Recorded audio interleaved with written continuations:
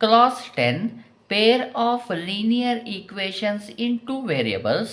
Exercise 3.1 ಅಲ್ಲಿ second, third, fourth main ಪ್ರಾಬ್ಲಮ್ಸ್ಗಳನ್ನು ನಾವು ಸಾಲ್ವ್ ಮಾಡಬೇಕು ಅಂದರೆ ಮೊದಲಿಗೆ ಈ ಕಾನ್ಸೆಪ್ಟನ್ನು ತಿಳ್ಕೊಬೇಕಾಗತ್ತೆ.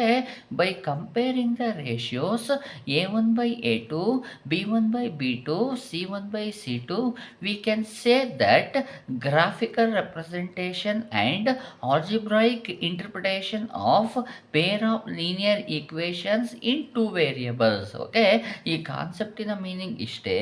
ಪೇರ್ ಆಫ್ ಲೀನಿಯರ್ ಈಕ್ವೇಷನ್ ನಾವು ಸ್ಟ್ಯಾಂಡರ್ಡ್ ಫಾರ್ಮಲ್ಲಿ ಬರೆದು ಅದರ ಕೋಎಫಿಷಿಯೆಂಟ್ಸ್ ಏನಾಗಿರುತ್ತೆ, ಪೇರ್ ಆಫ್ ಲೀನಿಯರ್ ಈಕ್ವೇಷನ್ನ coefficients a1 b1 c1, a2 b2 c2 ಆಗಿರುತ್ತೆ.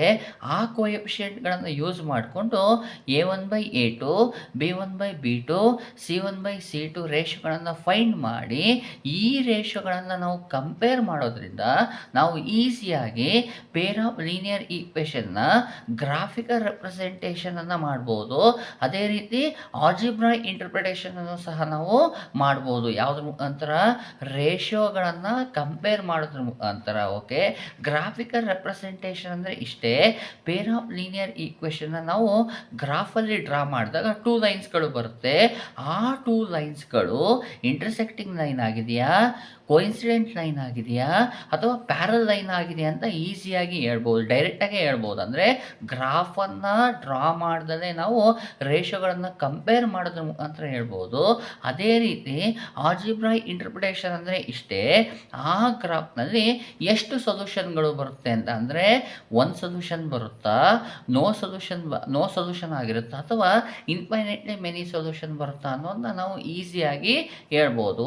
ಈ ಕಾನ್ಸೆಪ್ಟನ್ನು ನಾವು ಈಸಿಯಾಗಿ ಈ ಟೇಬಲ್ನ ಮುಖಾಂತರ ನೆನಪಾಗಿ ಇಟ್ಕೋಬೋದು. ಓಕೆ, ಈ ಟೇಬಲಲ್ಲಿ ಏನೇನು ಬರ್ಕೊಳ್ತಾ ಇದ್ದೀನಿ ಅಂದರೆ pair of lines, compare the ratios, graphical representation, algebra interpretation, consistent or inconsistent. Okay, ಫಸ್ಟಿಗೆ ಏನು ಮಾಡ್ತಾ ಇದ್ದೀನಿ ಅಂತ ಹೇಳಿದರೆ standard form of pair of linear ಈಕ್ವೇಷನ್ನ ಬರ್ಕೊಳ್ತಾ ಇದ್ದೀನಿ. ಈಗಾಗಲೇ ನಿಮಗೆ ಗೊತ್ತಿದೆ ಸ್ಟ್ಯಾಂಡರ್ಡ್ ಫಾರ್ಮ್ ಹೇಗಿರುತ್ತೆ.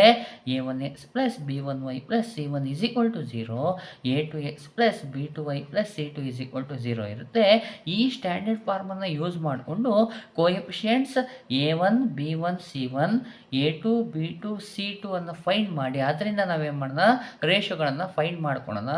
ಆ ರೇಷಿಯೋದಲ್ಲಿ ನಮಗೆ a1/a2 ≠ b1/b2 ಅಂತ ಹೇಳಿದರೆ ಗ್ರಾಫಿಕಲ್ ರೆಪ್ರೆಸೆಂಟೇಷನ್ ಅಂದರೆ ಗ್ರಾಫಲ್ಲಿ ಲೈನ್ಸ್ಗಳು ಯಾವ ರೀತಿ ಇರುತ್ತೆ ಅಂದರೆ ಇಂಟರ್ಸೆಕ್ಟಿಂಗ್ ಲೈನ್ಸ್ ಆಗಿರುತ್ತೆ. ನಾವು ಗ್ರಾಫನ್ನು ಡ್ರಾ ಮಾಡ್ತಾರೆ ನೋಡಿ, ಇಂಟರ್ಸೆಕ್ಟಿಂಗ್ ಲೈನ್ ಅಂದರೆ 2 ಲೈನ್ಗಳು ಒಂದು ಇಂಟರ್ಸೆಕ್ಟ್ ಆಗಿರುತ್ತೆ. ನಾವು ಗ್ರಾಫನ್ನು ಡ್ರಾ ಮಾಡ್ದಲೇ ಜಸ್ಟ್ ರೇಷಿಯೋಗಳನ್ನು ಕಂಪೇರ್ ಮಾಡಿ, ಅಂದರೆ a1/a2 ≠ b1/b2 ಆಗಿತ್ತು ಅಂದರೆ ಲೈನ್ಸ್ಗಳು ಏನಾಗಿರುತ್ತೆ, ಇಂಟರ್ಸೆಕ್ಟಿಂಗ್ ಲೈನ್ಸ್ ಆಗಿರುತ್ತೆ. ಮತ್ತು ಆಲ್ಜಿಬ್ರಾ ಇಂಟರ್ಪ್ರಿಟೇಷನ್ ಏನಾಗಿರುತ್ತಪ್ಪ ಅಂದರೆ ಲೈನ್ಗಳು ಇಂಟರ್ಸೆಕ್ಟ್ ಆದಾಗ ಎಷ್ಟು ಪಾಯಿಂಟಲ್ಲಿ ಇಂಟರ್ಸೆಕ್ಟ್ ಆಗಿರುತ್ತೆ, ಒಂದೇ ಪಾಯಿಂಟಲ್ಲಿ ಇಂಟರ್ಸೆಕ್ಟ್ ಆಗಿರುತ್ತೆ. ಹಾಗಾಗಿ ಎಕ್ಸಾಕ್ಟ್ಲಿ ಒಂದು ಸೊಲ್ಯೂಷನ್ ಇರುತ್ತೆ.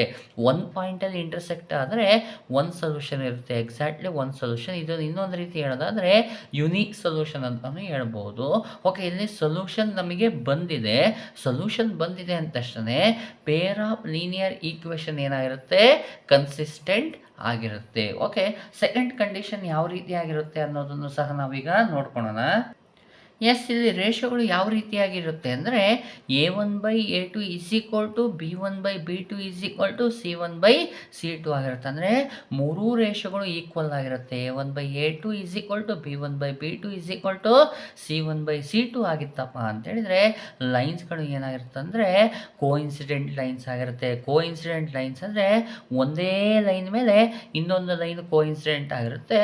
ಹಾಗಾದರೆ ಆ ಎರಡೂ ಲೈನ್ಗಳು ಎಷ್ಟು ಪಾಯಿಂಟಲ್ಲಿ ಟಚ್ ಆಗಿರುತ್ತೆ ಅಂತ ನೋಡಿದರೆ ಪ್ರತಿಯೊಂದು ಪಾಯಿಂಟನ್ನು ಏನಾಗಿರುತ್ತೆ, ಟಚ್ ಆಗಿರುತ್ತೆ. ಹಾಗಾಗಿ ಎಷ್ಟು ಆಲ್ಜಿಬ್ರಾ ಇಂಟರ್ಪ್ರಿಟೇಷನ್ ಯಾವ ರೀತಿಯಾಗಿ ಹೇಳ್ಬೋದು ಅಂದರೆ ಇನ್ಫೈನೈಟ್ಲಿ ಮೆನಿ ಸೊಲ್ಯೂಷನ್ ಅಂತ ಹೇಳ್ಬೋದು. ಇನ್ಫೈನೈಟ್ಲಿ ಮೆನಿ ಸೊಲ್ಯೂಷನ್ ಅಂತ ಯಾಕೆ ಹೇಳ್ತೀವಿ ಅಂದರೆ ಇಲ್ಲಿ ಎರಡೂ ಲೈನ್ಗಳು ಒಂದ್ರ ಮೇಲೆ ಒಂದು ಇರೋದ್ರಿಂದ ಪ್ರತಿಯೊಂದು ಪಾಯಿಂಟಲ್ಲೂ ಏನಾಗಿರುತ್ತೆ, ಟಚ್ ಆಗಿರುತ್ತೆ. ಹಾಗಾಗಿ ಎಷ್ಟು ಸೊಲ್ಯೂಷನ್ ಅಂದರೆ ಇನ್ಫೈನೈಟ್ಲಿ ಮೆನಿ ಸೊಲ್ಯೂಷನ್ ಅಂತ ಹೇಳ್ತೀವಿ.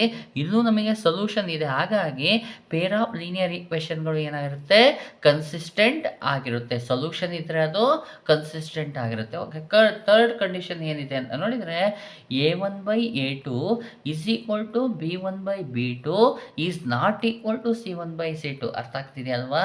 A1/A2 is equal to B1/B2 ಆಗಿರಬೇಕು. ಇದು ನಾಟ್ ಈಕ್ವಲ್ ಟು C1/C2 ಆಗಿತ್ತಪ್ಪ ಅಂದರೆ ಪ್ಯಾರಲ್ ಲೈನ್ಸ್ಗಳು ಫಾರ್ಮೇಷನ್ ಆಗಿರುತ್ತೆ. ಗೊತ್ತಾಯ್ತಾ? ಗ್ರಾಫ್ನಲ್ಲಿ ಎರಡು ಲೈನ್ಗಳನ್ನು ನಾವು ಡ್ರಾ ಮಾಡ್ತೀವಿ ಅಲ್ವಾ, ಆ ಎರಡೂ ಲೈನ್ಗಳು ಏನಾಗಿರುತ್ತೆ, ಪ್ಯಾರಲ್ ಲೈನ್ಸ್ ಆಗಿರುತ್ತೆ. ಪ್ಯಾರಲ್ ಲೈನ್ ಆಗಿದೆ ಅಂದರೆ ಈ ಎರಡೂ ಲೈನ್ಗಳು ಟಚ್ ಆಗುತ್ತಾ? ಈ ಎರಡೂ ಲೈನ್ಗಳು ಯಾವಾಗೂ ಟಚ್ ಆಗೋದಿಲ್ಲ. ಲೈನ್ಗಳು ಟಚ್ ಆಗಿಲ್ಲ ಅಂತ ಹೇಳಿದರೆ ಸೊಲ್ಯೂಷನ್ ಇರೋದಿಲ್ಲ, ನೋ ಸೊಲ್ಯೂಷನ್. ನೋಡಿ, ನೋ ಸೊಲ್ಯೂಷನ್ ಆಗಿದೆ ಅಂದರೆ ಪೇರ್ ಆಫ್ ಲೀನಿಯರ್ ಈಕ್ವೇಷನ್ಗಳು ಏನಾಗಿರುತ್ತೆ, ಇನ್ಕನ್ಸಿಸ್ಟೆಂಟ್ ಆಗಿರುತ್ತೆ. ನೋಡಿ, ಈ ಮೂರು ಕಂಡೀಷನ್ಗಳನ್ನು ನೀವು ನೆನಪಾಗಿಡ್ಕೊಂಡು, ಅಂದರೆ ಆ ರೇಷೋಗಳನ್ನು ನಾವು ಕಂಪೇರ್ ಮಾಡೋದನ್ನು ನೆನಪಾಗಿಡ್ಕೊಂಡ್ರೆ ನಾವು ಗ್ರಾಫಿಕಲ್ ರೆಪ್ರೆಸೆಂಟೇಷನ್, ಆಲ್ಜಿಬ್ರಾ ಇಂಟರ್ಪ್ರಿಟೇಷನ್ ಮತ್ತು ಕನ್ಸಿಸ್ಟೆಂಟ್ ಆರ್ ಇನ್ಕನ್ಸಿಸ್ಟೆಂಟ್ ಆಗಿದೆ, ಈ ಮೂರೂ ಕಾನ್ಸೆಪ್ಟ್ಗಳನ್ನು ನಾವು ಈಸಿಯಾಗಿ ನೆನಪಾಗಿಡ್ಕೋಬೋದು.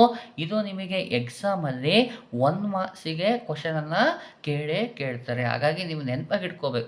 ಮತ್ತು 3.1ನಲ್ಲಿ ಸೆಕೆಂಡ್, ಥರ್ಡ್, ಫೋರ್ತ್ ಮೇನ್ ಪ್ರಾಬ್ಲಮ್ಸ್ಗಳನ್ನು ಮಾಡಬೇಕು ಅಂದರೆ ಇದು ವೆರಿ ಇಂಪಾರ್ಟೆಂಟ್ ಆಗಿರುತ್ತೆ.